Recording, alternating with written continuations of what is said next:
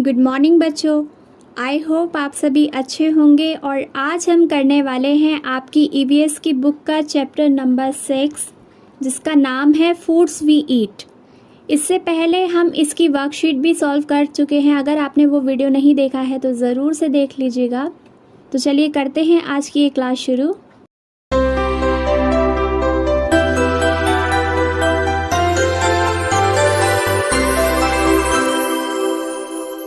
इसमें सबसे पहले आपको दिख रहा है काफ़ी बच्चे इसमें बैठे हुए हैं और देखने से ही हमें पता लग रहा है कि सभी आपस में कुछ ना कुछ डिस्कस कर रहे हैं।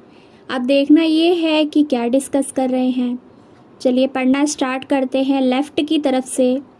Last night I at a chapati made of bajra with jaggery. बेटा जैगरी का मतलब होता है गुड़, ठीक है।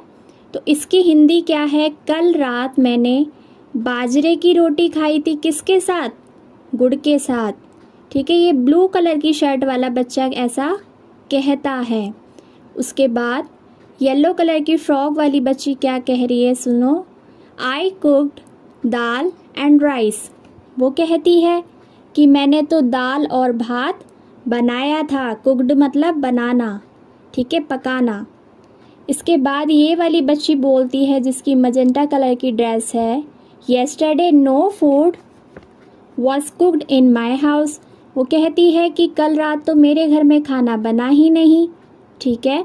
अब देखते हैं ये सरदार जी क्या बोलते हैं। ये बच्चा कहता है कि I went to gurdwara with my grandmother for the langar we ate dal and chapati. वो बताता है कि मैं अपनी दादी माँ के साथ कहाँ गया था? गुरुद्वारा, और वहाँ पर हमने क्या क्या खाया? दाल और चपाती, ठीक है। अब देखिए ब्राउन कलर की फ्रॉक वाली गर्ल बोलती है, अम्मी हैड कुक्ड खीर एंड पूरी विच आई डोंट लाइक। वो बताती है कि मम्मी ने क्या बनाया था? उसकी अम्मी ने खीर और पूरी बनाई थी, लेकिन जो कि उसको बिल्कुल भी पसंद नहीं है। सो आई एट एन ऑमलेट इंस्टेड। वो कहती है कि मैंने खाने की जगह पर क्या खाया? ऑमलेट। ऐसा कौन कहती है? ये बच्ची, ठीक है। अब देखते हैं ये पिंक कलर वाली लड़की क्या कहती है। पिंक कलर की फ्रॉक वाली, my mother cooked fish I ate lots of it. कहती है कि मेरी मदर ने क्या बनाया था? फिशेस बनाई थी और मैंने बहुत सारी फिशेस खाई। It was really tasty. वो बताती है कि वो बहुत टेस्टी थी, ठीक है। अब देखते हैं ये ग्रीन कलर की शर्ट वाला बॉय क्या कहता है। ये बताता है कि my mother brought noodles for us from the house where she works we enjoy eating it. वो कहता है कि मेरी माँ क्या लेकर आई थी? नूडल्स लेकर आई थी। कहाँ से? जहाँ पर वो काम करती हैं वहाँ से, और हम सब ने नूडल्स को बहुत इंजॉय किया, ठीक है। तो आपको ये पढ़कर, देखकर और सुनकर बहुत अच्छे से समझ आया होगा कि सभी बच्चों ने अपने खाने के बारे में बताया कि कल उन्होंने क्या क्या खाया था। जब आप स्कूल आते थे तो आप लोग भी डिस्कस करते थे ना कि कल मैंने ये खाया था, कल मैंने पिज़्ज़ा खाया था, किसी ने एग खाया था, किसी ने कुछ खाया और किसी ने कुछ, ठीक है। तो हमें पता लगा इनके डिस्कशन से कि हर घर में खाना अलग अलग तरह का बनता है ना। एक बच्ची इनमें ऐसी भी थी जिसके घर पे खाना ही नहीं बना था रात को। तो मतलब हर घर की कंडीशन अलग अलग है और सबका भोजन जो वो खाते हैं, फूड वो जो खाते हैं, अलग अलग है, ठीक है। अब आ जाइए पेज नंबर 39 पर। यहाँ पर फर्स्ट क्वेश्चन लिखा है, what do you eat yesterday, right it on the plate shown below, show below, ठीक है। आपको इसमें क्या करना है? कल रात को जो भी आपने खाया है या कल खाया है जो भी, उसकी लिस्ट बना के इस प्लेट के अंदर आपको लिख देनी है। सभी बच्चे अपने हिसाब से करिएगा इस आंसर को, ठीक है। जो आपने खाया है वही आंसर में आप लिखेंगे। Next question, now on the blackboard write the names of all the food items that you have written on your plate. तो ये तो एक प्रैक्टिकल क्वेश्चन है जो कि आप क्लासरूम में आते तो मैं ब्लैक बोर्ड पर आपसे करवाती। तो आप इसे छोड़कर नेक्स्ट वाला क्वेश्चन देखेंगे, did all the children in the same class in the class eat the same food items yesterday. क्या सभी बच्चों ने क्लास के सभी बच्चों ने एक दिन पर सेम खाना खाया था?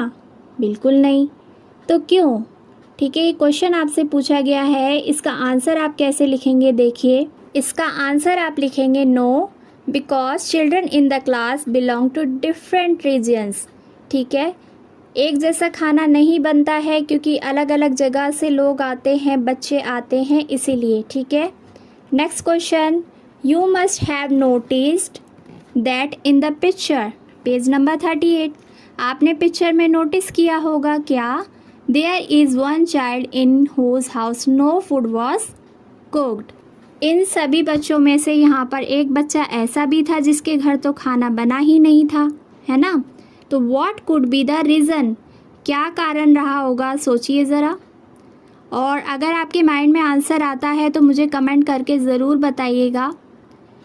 पहले मैं आपको बता देती हूँ इसमें आप क्या लिखेंगे। इसमें आप लिखेंगे there could be many reasons, like काफ़ी सारे रीजन्स हो सकते हैं।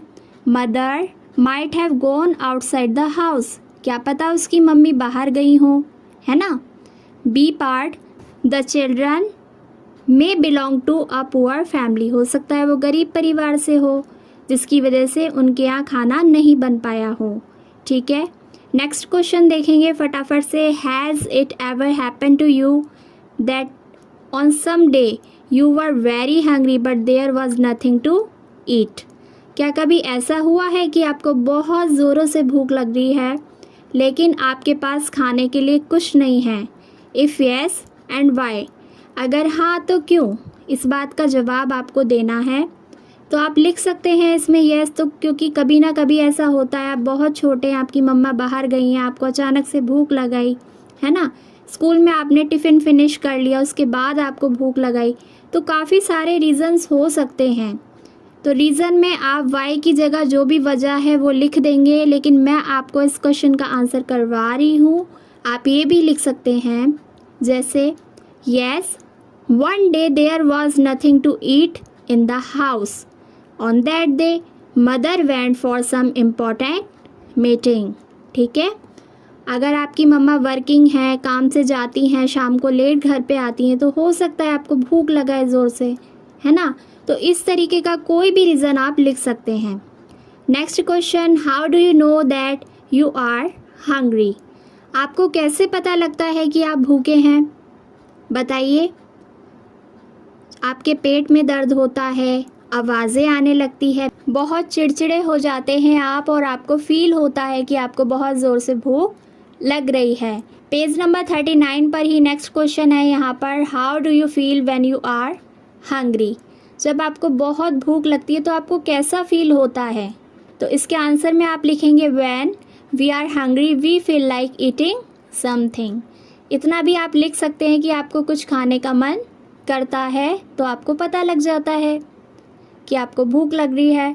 आज के लिए इस क्लास में इतना ही। आगे के इस चैप्टर के क्वेश्चंस हम नेक्स्ट पार्ट में कंप्लीट करेंगे। और अगर आपने अभी तक चैनल को सब्सक्राइब नहीं किया है तो सब्सक्राइब करके बेल आइकन को प्रेस कर दीजिए ताकि आगे आने वाले सभी वीडियोस की नोटिफिकेशन आप तक पहुंच सके। Thank you so much for watching.